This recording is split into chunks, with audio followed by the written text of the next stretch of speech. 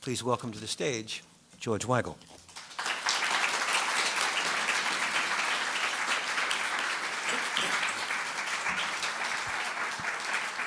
Thank you, Bill. And the story of this book I'm presenting here this evening really begins at my last meeting with John Paul II on December 15th, 2004. We had formed the habit a decade before of having dinner together in the weeks before Christmas, and while I didn't know that this would be our last supper, so to speak, that evening, I did say to him at the end of that dinner, as I was leaving the papal apartment, I said, "Holy Father, if you don't bury me, I promise you that I will finish what I began." As Bill Riley mentioned, Witness to Hope had been published in 1999. But that only took the story up through late 1998, and there was obviously more to tell.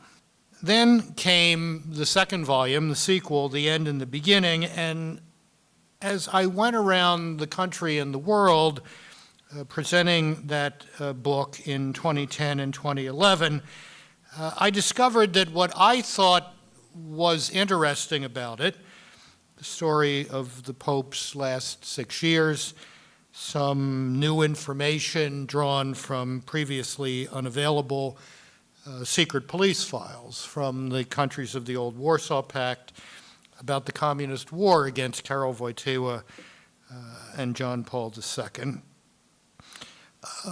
was not what my audiences wanted to hear about or talk about. 5 years after the Pope's death, what people wanted were stories.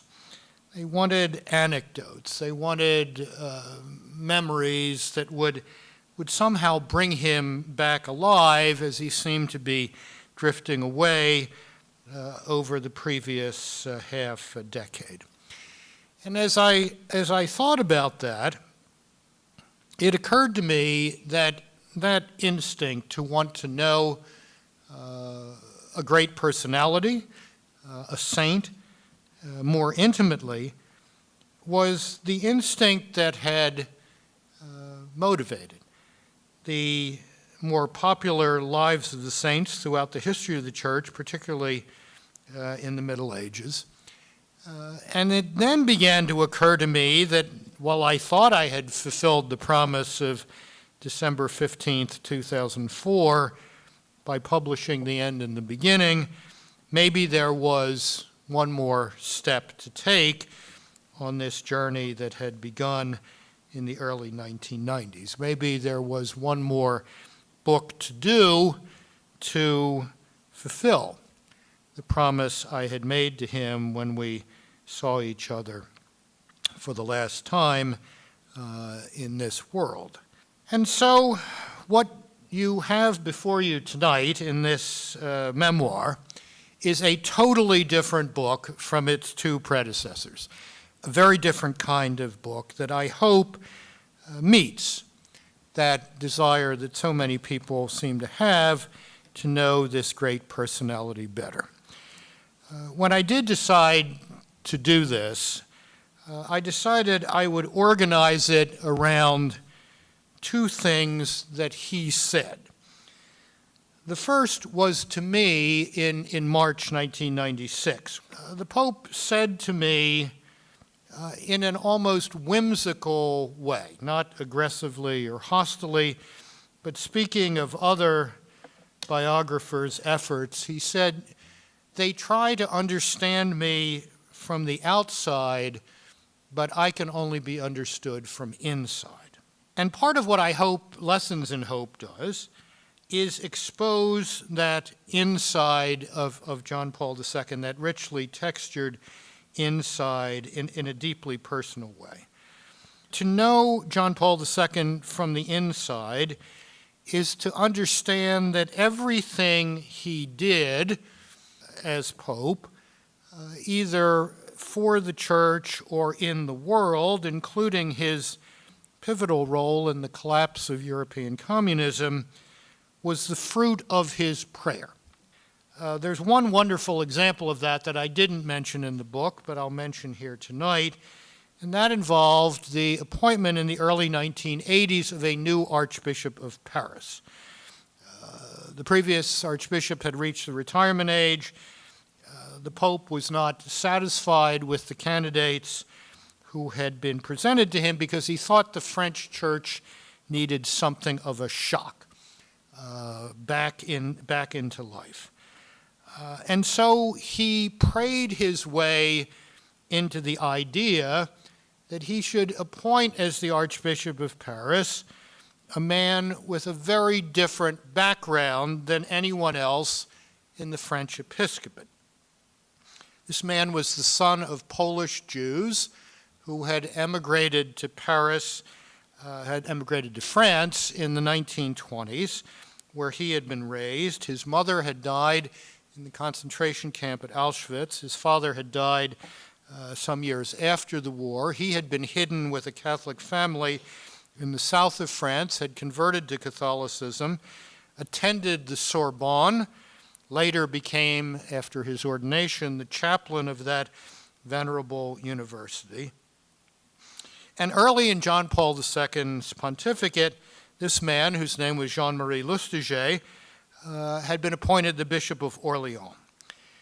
And the Pope prayed his way into the idea that this man, with this remarkable background, work with young people, serious intellectual, someone outside the box of the normal French episcopate, was the man for Paris.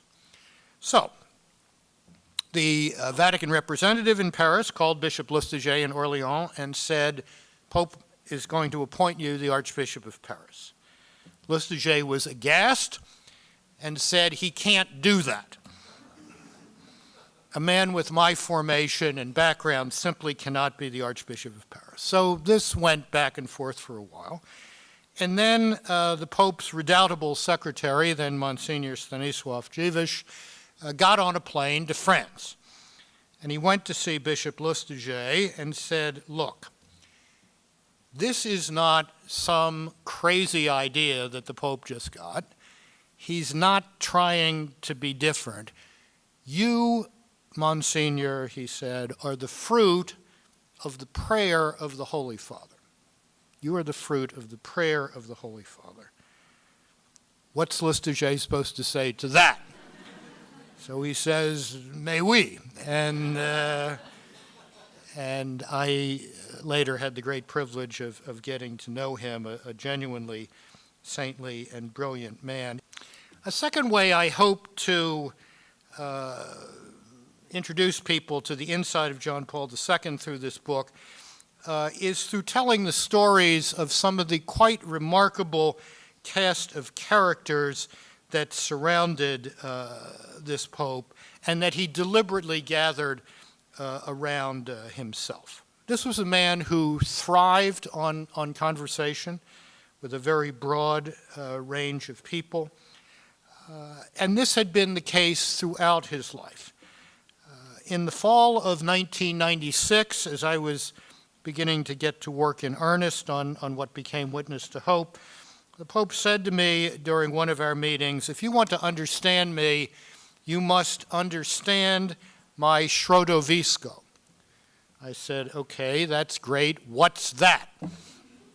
Środowisko is an essentially untranslatable Polish word which means something like environment or milieu, and it's the self-appellation, the term adopted by a remarkable group of people, virtually all of them lay people, who had first met Father Karol Wojtyła, the future Pope, when he was a university chaplain in Krakow, and they were students in various of the institutions of higher education in that city. Over the next 30 years, this network of friendship expanded, intermarried, children, etc.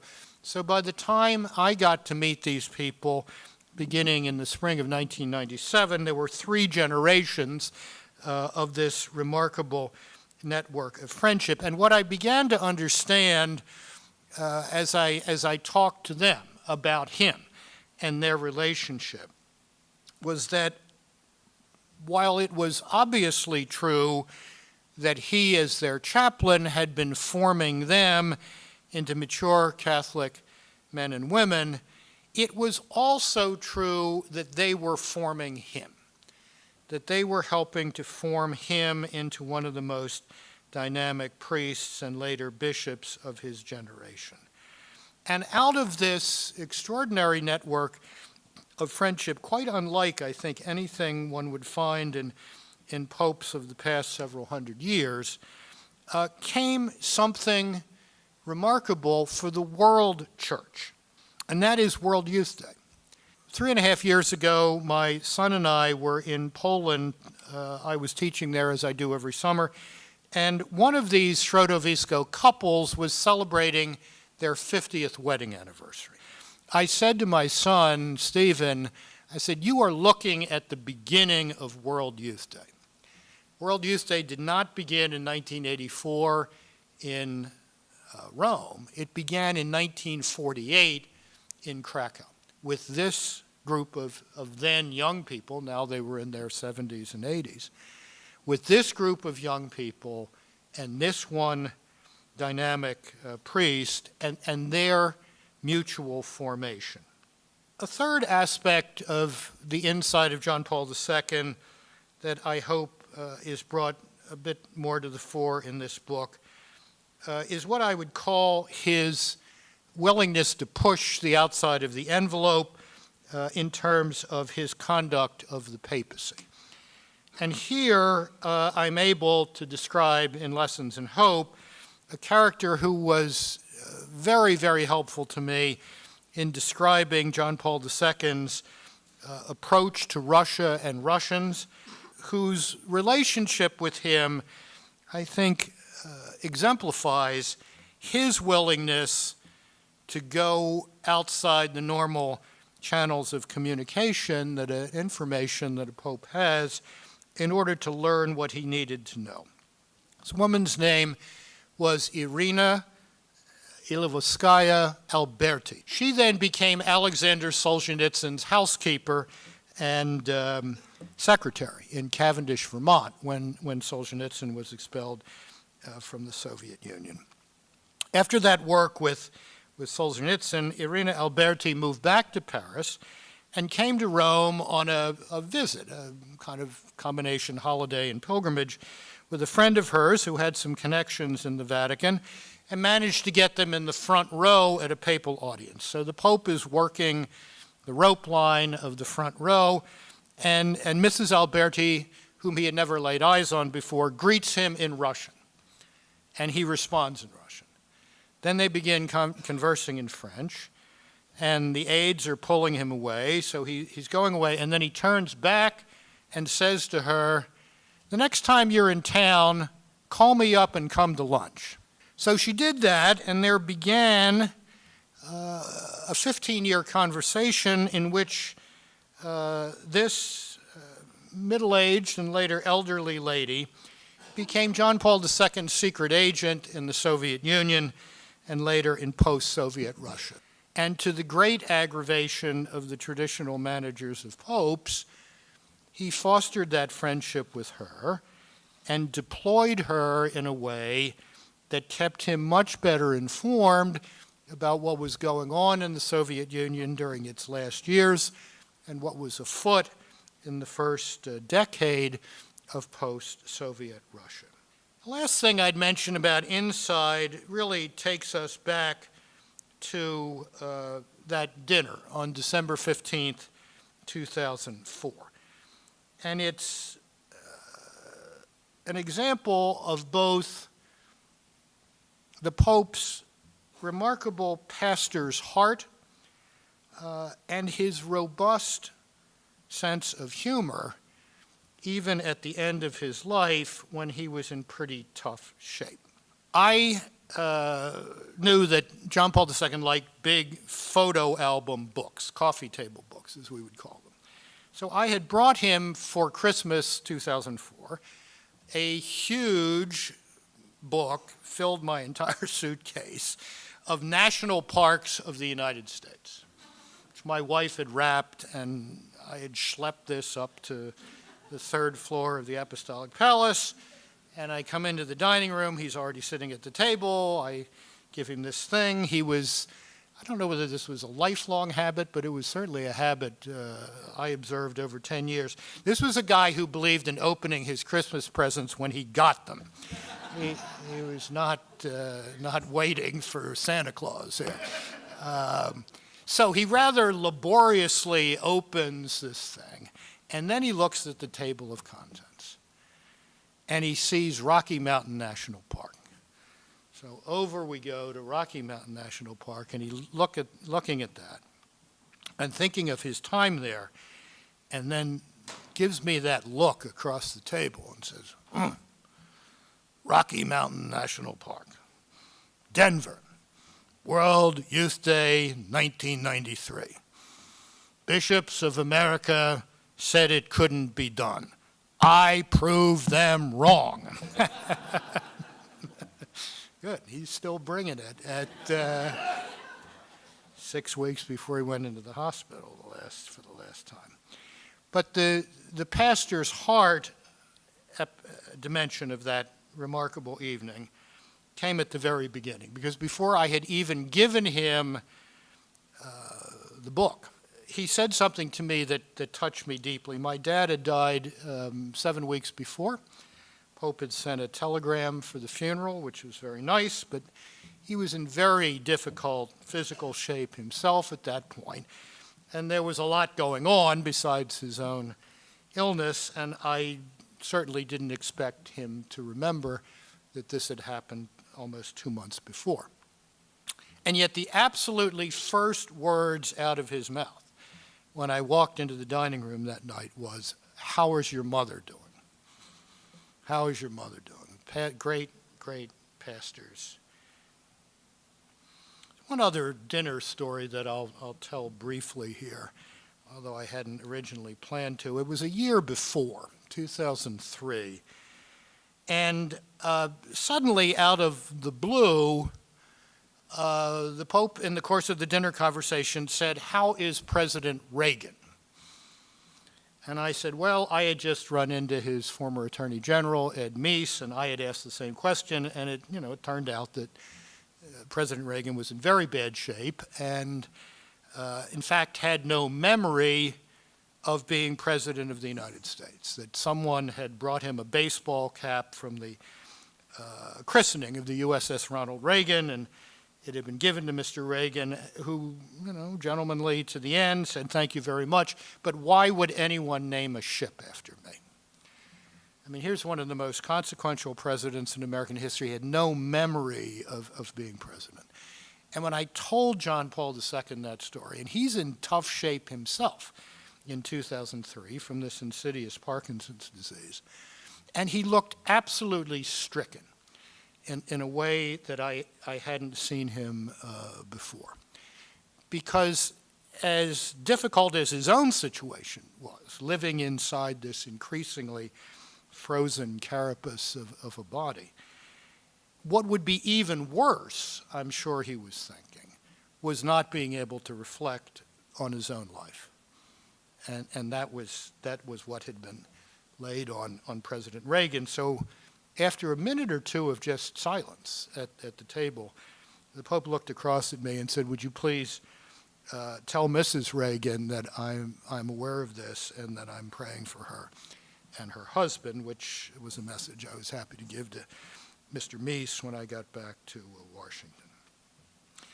Second framing statement of John Paul II that shapes the structure of this book is not something he said to me, it's something he said to a big crowd in Lisbon on May 13th, 1982, when he came to Fatima to give thanks for his life having been spared the year before. And when he got off the plane at Lisbon Airport, he had, of course, going to make some brief remarks in response to the welcoming address. and reflecting upon the fact that it had been precisely a year since the assassination attempt, he said, "In the designs of Providence, there are no mere coincidences. What we think of as coincidence or happenstance or just random is in fact a piece of the mosaic that we haven't quite fit into the divine frame yet." And the more I thought about that, the more I was led to look at my own life in a different way and to see my own life in a new perspective. And so the first quarter of this book is stories about how someone who never expected to be a papal biographer ended up doing exactly that. And my favorite of them is, in fact, the first of them. Takes you back to Baltimore in March 1960 to the old cathedral school, right across the street from Benjamin Latrobe's magnificent cathedral. And the Monday before Ash Wednesday that year, Sister Mary Euphemia, we had some great names in those days, gets on the PA system, as she did every morning, to lead the morning prayers and the Pledge of Allegiance and all that good stuff. And then at the end of that, she announces that each grade in the school, is going to pray during Lent for the conversion of a communist dictator. Now, this is Cold War America at its finest here. Now, if you're in the third grade in Baltimore in 1960, even if you're reasonably alert, as I hope I was, you had only heard of one communist dictator, Mr. Nikita Khrushchev, who had just been in this fair city banging his shoe on the table at the UN. And so we in the third grade wanted Khrushchev for our designated miscreant prayee here. We come back from getting ashed on Ash Wednesday, and Sister Mary Florence starts writing the name of our guy on the board. And we're all looking at this, and I don't know how many of us thought it. I may have only thought this in retrospect, but we certainly were probably thinking, whatever that language is, it needs a few less consonants and a few more vowels. Because our guy was none other than Władysław Gomulka, the head of the Polish Communist Party. Now, our prayers for the conversion of Comrade Gomulka, insofar as history bears witness, were not very fruitful that Lent. But you cannot tell me now that experience did not plant a little seed in my head that would flower 30 years later in writing books in which Comrade Gomulka and his somewhat complicated role in post-war Polish history and church-state relations played a significant part. The same thing I reflect upon in this book was true of my philosophical studies in college. In the fall of 1972, when I was slogging my way, and I do mean slogging, through Edmund Husserl's Philosophical Investigations, possibly one of the 3 worst books ever written in human history in terms of literary quality, because Husserl really was one of the 3 worst writers in history, I'm sure. I had absolutely no idea that miserable experience was in fact preparing me to explain the importance of the philosophical school of phenomenology, of which Husserl was, of course, the founder, to a world audience 25 years later. The same is true for the work I did in the Congress, trying to pry Lithuanian Catholic priests and nuns out of Gulag camps in the mid-1980s, or in running an appeal for religious freedom in the Soviet Union on the millennium anniversary of the baptism of the Eastern Slavs in 1988. These all just seemed to be good things to do at the time, and you did them because they were good things to do. But now, again, in retrospect, I can see all of this as remote preparation for what I would do between 1996 and 2010. The book closes, and I will close here, with a reflection on the lesson in hope that John Paul II taught me, and I think many others. And it's similar to the piece I wrote for the Wall Street Journal on the occasion of the Pope's, it was either the beatification or the canonization, I can't remember which.